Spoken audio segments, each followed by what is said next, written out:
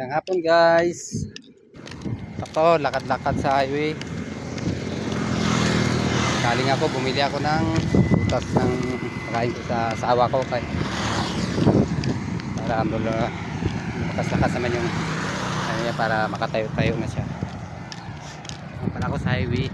Galing ako nagbili ng butas.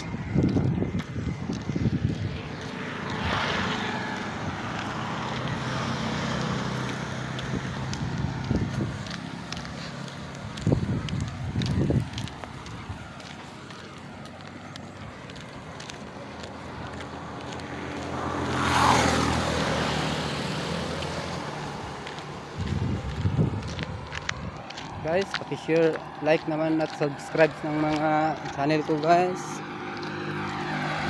Ito na lang guys, patulong-tulong. Pabili man lang ng gamot ng asawa ko. Asawa ko pala guys, hindi makatayo, hindi makalakad pag umipikto yung sakit niya.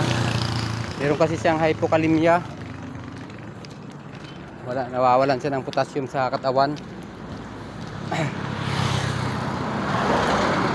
Sabi ng doktor nung last kong pa-check up sa kanya, pirahan daw siya kasi malaking gastos, 30,000. Wala akong ganung pera, construction lang kasi yung trabaho ko. Kaya yun, tiis lang kami sa gamot na maintenance niya, ni-maintain. Dala-dala na lang ng mga prutas, dagdag ng potassium sa katawan niya.